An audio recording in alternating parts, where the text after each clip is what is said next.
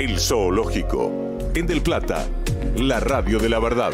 Nombrabas a Cunio Libarona, ministro de Justicia, y estaba hoy ahí en el acto, ¿no? Le quiero preguntar a Jorge Elban, a quien le agradezco, estamos hablando de sociólogo y primer presidente del Llamamiento Argentino Judío, a quien tenemos en línea, le agradecemos de esta situación que a mí me llamó muchísimo la atención. Jorge, Diego Schurman te saluda, ¿cómo estás? Hola Diego, muy buenos días. Bien, ¿te llamó la atención que esté Cunio Libarona ahí? No, de ninguna manera. Hay órdenes seguramente del gobierno para que sus ministros vayan a los repetidos recordatorios de este día trágico, del 18 de julio del 94. ¿Y vos crees que no tendría que haber algún tipo de reacción frente a lo que sabemos, lo que acabamos de contar de Cunio Libarona? A ver, el gobierno argentino, si uno es riguroso respecto a su año y medio en el poder, demuestra contradicciones cotidianas, digamos, entre un presidente que se la pasa agrediendo permanentemente al resto y un jefe de gabinete que parece una Carmelita descalza, Franco, diciendo que bueno, que hay que respetar la República y los símbolos de la democracia, ¿no? Entonces, la verdad que a mí no me sorprende nada esta situación anómala realmente desde la reincorporación de la democracia en el año 83, que diariamente aparece. Si uno hace una contabilización, por ejemplo, en este año y medio de gobierno, de la cantidad de funcionarios despedidos, hoy el titular de la SIGEN, y así cotidianamente, la semana pasada abogado de la Procuración del Tesoro, etcétera, ve que esto es un gobierno permanentemente contradictorio, diría yo incoherente, salvo en su programa económico, que es el mismo que intentó imponer Martínez Dios en su momento, luego Cavallo, con la diferencia de que esto implica una aceleración mayor y un nivel de crueldad normativo y discursivo superior. Jorge, quiero hablar con vos de la responsabilidad del Estado local y extranjero, ¿no? Está como instituido, por lo menos el último fallo judicial, apuntando a Irán, ¿no? Poquito se sabe de acá, o poquito se quiere saber de acá de la responsabilidad o la complicidad o el encubrimiento del Estado local. ¿Cuál es tu mirada sobre estos temas? Bueno, vos nombrabas recién, creo que nombrabas por ejemplo el caso de Yossi, que conozco muy bien. Yo fui director ejecutivo de la DAIA antes de fundar junto con otros integrantes del Llamamiento Argentino Judío, y conocí muy bien toda esa situación de un espía de la Policía Federal, lo conocía Yossi en su momento, que estaba dentro de la AMIA, el lugar donde figuraba, donde todavía reside la DAIA, que se convirtió a las luces, a la imagen de todos los que estábamos ahí, en un responsable de seguridad de la institución, siendo un cabo infiltrado de la Policía Federal, y que luego se produce el atentado, se siente parcialmente responsable por haber quizá brindado información, como por ejemplo los croquis internos de la AMIA para la realización del atentado, siendo él que se había casado incluso con una secretaria de la embajador de Israel en la Argentina. Así que ahí hay un elemento. Un segundo elemento clave, me parece, es que todos sabemos que los explosivos utilizados, tanto el 92 en la embajada como el 94 en la DAIA, son de fabricación argentina y muy probablemente entregados por cara pintadas a quienes realizan el atentado. Un tercer elemento muy llamativo es que tanto en el 92 como en el 94 casi no hay víctimas policiales. Ese día se olvidaron de ir a ambos lugares que tenían obligación de ir. Y otro elemento más que me parece clave es obviamente el rol de la justicia, que muchos no recordarán, pero que el juez de instrucción inicial de la causa del atentado de la AMIA del 94, Galeano, fue condenado a 8 años de cárcel, producto de haber reorientado a pedido la investigación hacia un lugar falso. Entonces, obviamente que hay todo un esquema que yo creo que tiene que ver con los organismos de seguridad, con los organismos de inteligencia argentinos, con la justicia, comprometidos en que no sepamos lo que sucedió y que se llevó la vida de 85 personas. Bueno, Así que creo que aparecen comprometidos los fiscales también y quien fuera titular de la CIDE, ¿no? Hugo Anzorregui. Claro.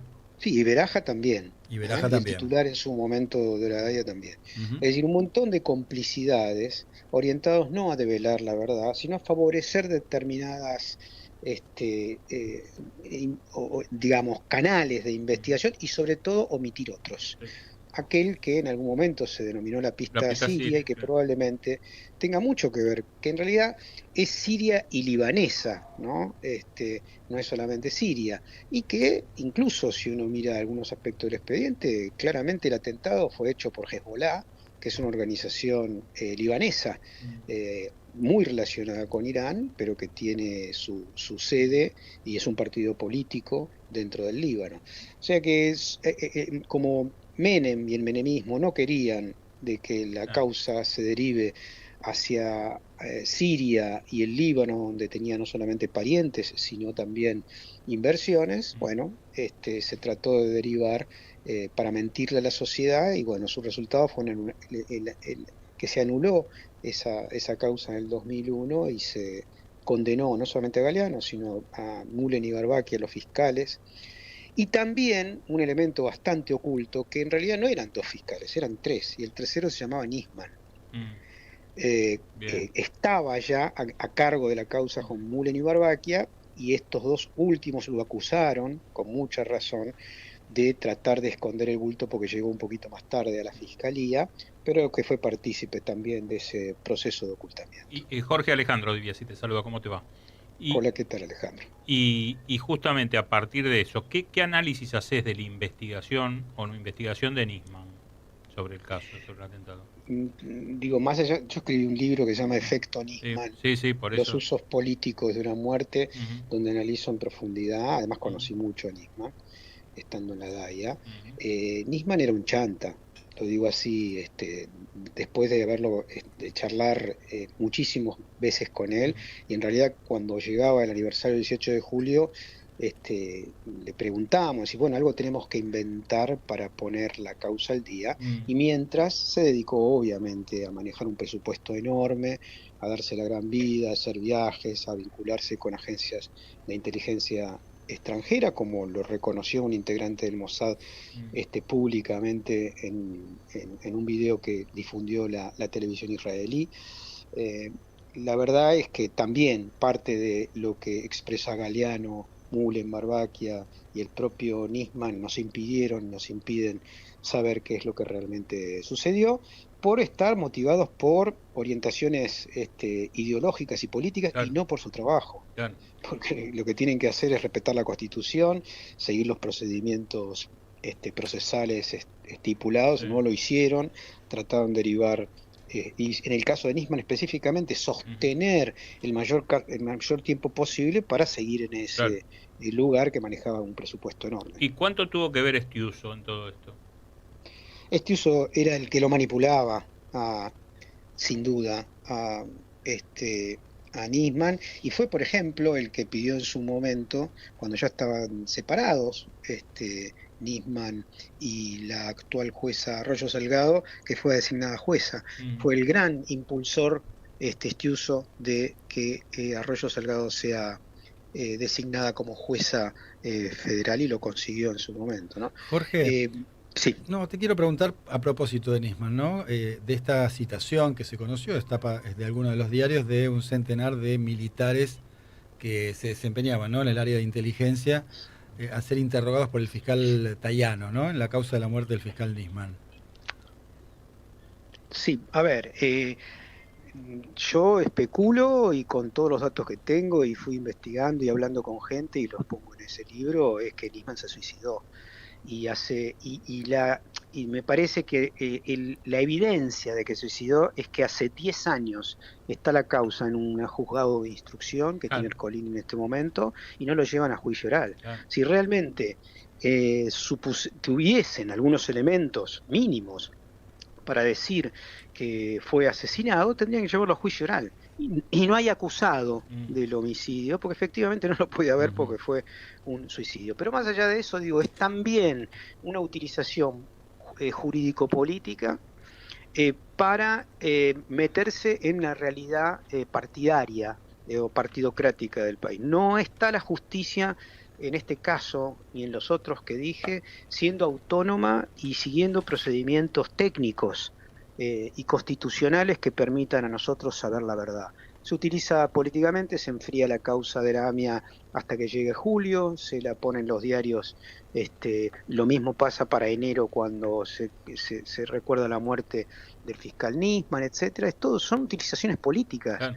Sí, por supuesto que indudablemente la gente de inteligencia habla por teléfono, sea del ejército, de la CIDE, de la AFI en su momento, etcétera, pero eso no tiene ninguna relación directa. Uno puede hacer un montón de trinculaciones y ver que después de que aparece el cadáver del fiscal 4 días después de hacer la denuncia contra la presidenta, todo el mundo entra en pánico y empieza a hablar por teléfono.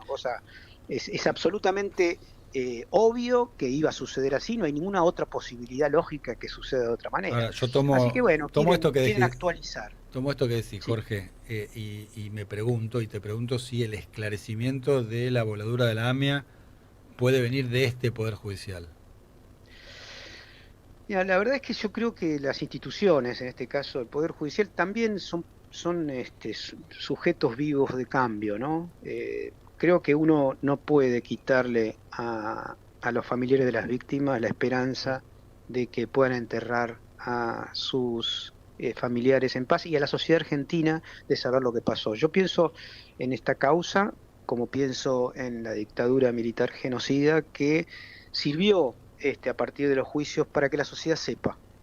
Hay otras causas en nuestro país que están todavía invisibilizadas. Pienso el bombardeo en Plaza de Mayo, donde murieron 350 personas, el atentado terrorista más grande de la historia de nuestro país, que nunca tuvo un juicio. Y todas esas personas... Nunca tuvo un juicio, Jorge, y se olvida. Nunca tuvo un juicio y además se guarda también, se barre abajo de la alfombra. Es que por eso es que se olvida, porque nunca tuvo un juicio.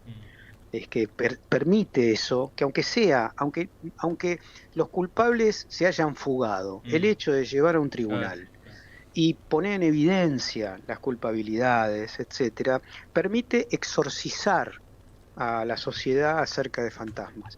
La invisibilización, el tirar abajo de la alfombra, como bien vos decís, lo que hace es construir un gran miedo y un gran terror oculto que daña al tejido social. Jorge, gracias por esta conversación en este día tan especial. No, por favor, un fuerte abrazo. Abrazo. Es Jorge Elbaum, sociólogo, periodista también, sí, ¿no? Y quien fuera primer presidente del Llamamiento Argentino Judío. A las 12. Sí, decime. Permitime que te robo un minuto, Diego. Vos hiciste referencia a esta información de revisar los celulares, o no sé qué declaren los... Sí, los militares ligados a la inteligencia, ¿no? Sería bueno también que en algún momento se periten, yo no sé si se puede o habrán cambiado de teléfonos, los de Patricia Bullrich y Laurita Alonso, que fueron las que martillaron. Las últimas que hablaron con él. Sí. Se habla de mínimo 40 llamadas entre las dos. ¿Y vos qué pensás? No sé, pero siempre me despertaban sospechas. Siempre. Mirá, te voy a decir algo. Justo hablamos fuera del aire, ¿no? Con la producción respecto al caso Milman, Sí. vinculado a lo que fue el intento de asesinato de Cristina Kirchner. Él fue a un despacho de Patricia Bullrich con especialistas, ¿no? de técnicos de celulares para borrar mensajes. Una de las explicaciones que dio en estos días, en estas últimas horas, era que bueno, que recién ahora se abrió el celular porque nunca antes le pidieron la contraseña. Pasó un tiempito también, ¿no? Sí. Digo, aquellos celulares que vos estás pidiendo que se revisen. No, a ver. ¿Dónde estarán? Murieron. Olvídate. Ahora, también hay una línea que en algún momento tendremos que analizar, ¿no? Porque siempre en estos casos, el caso Nisman, el caso Milman, el caso, no sé, Rafael Nahuel, el caso Maldonado, siempre tenemos una persona que está ahí, que es Patricia Bullrich. Patricia Bullrich nunca está para aumentarle a los jubilados, para darle un beneficio a los que tienen problemas de salud, nunca está. Está para bajarle el salario a los jubilados. Y aparece transversalmente en muchas causas. En muchas causas. Similares a estas, ¿no? Muchas causas. El Zoológico, en Del Plata, la radio de la verdad.